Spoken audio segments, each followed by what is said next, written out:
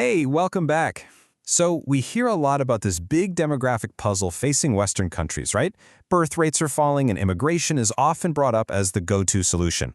But is it really a long-term fix? Today, we're going to dig into the data and see what's actually going on. So, that's the big question, isn't it? Can bringing in people from countries with higher birth rates really solve the West's demographic decline for good? Well, as you're about to see, the answer isn't a simple yes or no. It's a lot more interesting than that.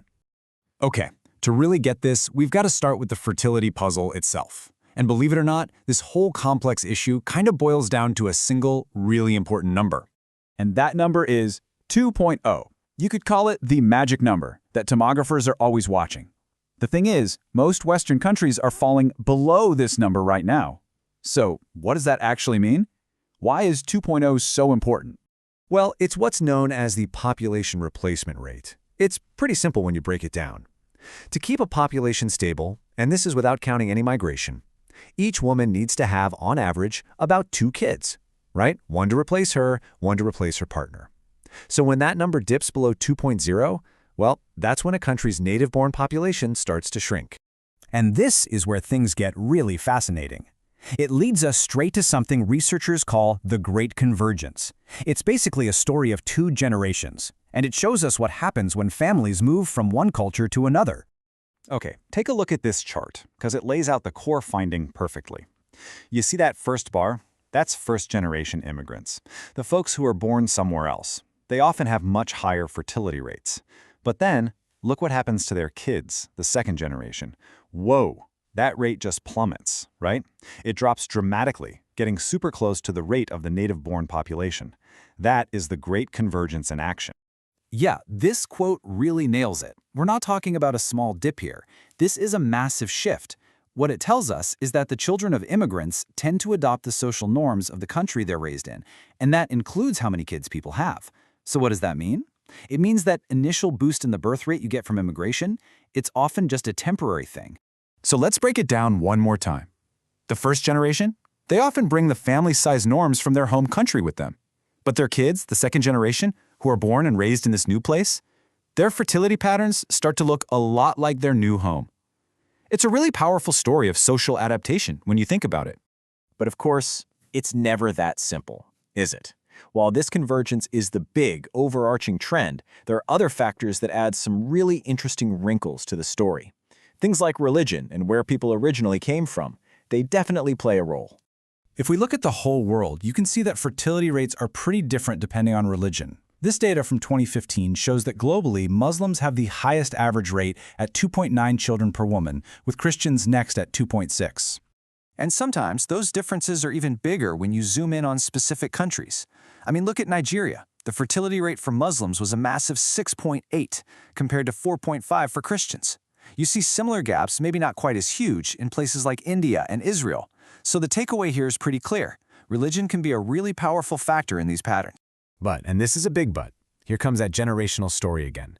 Even a powerful influence like religion isn't immune to this convergence effect. So while first-generation Muslim immigrants in Europe do have much higher fertility rates, that gap gets way smaller for their kids in the second generation. The trend of adapting to the new country's norms, it holds true. All right, so let's get into the weeds a bit and look at the actual numbers. We're going to do a quick tour of a few Western countries to see exactly how this plays out on the ground. First stop, the Netherlands. So back in 2017, the native Dutch population had a fertility rate of 1.6. Now check this out. First-generation Moroccan immigrants were at 2.8. But their kids, the second generation, that number drops all the way to 2.1. And you see the exact same thing with immigrants from Turkey. They go from 2.1 down to 1.8. I mean, you can't get a more perfect example of convergence than that. Okay, let's hop over to Britain. Here, the data looks at the number of kids per household compared to white British families. And guess what? It's the same story. First-gen immigrants from Pakistan and Bangladesh have way more kids. But for the second generation, that difference gets slashed by more than half. The pattern is just undeniable. And this isn't just happening in 1 or 2 places. You see this all across Europe. Now, there are some small variations, for sure. Like in France and Germany, some second-gen groups still have slightly higher fertility than natives. But, and this is the key, it's still a massive drop from what their parents had. The overall magnetic pull is always towards the national average. And what about the United States? Yup, same pattern. If you look at the Hispanic population, fertility drops from 2.45 in the first generation to 1.92 in the second. But the most jaw-dropping number here is for Muslims. It goes from 1.74 for first gen down to just 0.98 for the second generation. Wow, that is a huge convergence, dropping them way below the typical American rate. So, you might be thinking, okay, if everyone's fertility rates are converging, then does immigration even have a long-term demographic impact? Well, not so fast. It turns out that even tiny, lingering differences can have a surprisingly huge effect over time. Right. So even if the gap gets a lot smaller, any little difference that sticks around generation after generation, it starts to compound. It's like compound interest for your bank account, but for populations. And over decades, it can lead to really significant demographic changes. India is a perfect case study for this. And what's interesting here is that this change happened without any major immigration. It was all about fertility differences. Because the Muslim population had a sustained, slightly higher fertility rate, their share of the total population grew from 10% back in 1950 to more than 14% by 2010. And this isn't just an isolated case. You see similar things happening all over. In Israel, the Muslim share of the population more than doubled in about 70 years. In Bosnia, the Muslim Bosniak share went from less than a third to almost half the population in just 40 years.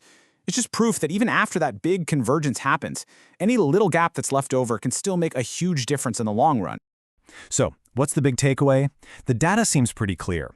Because of this incredibly powerful force of convergence, immigration isn't some magic bullet, a permanent fix for low birth rates. But that's not where the story ends.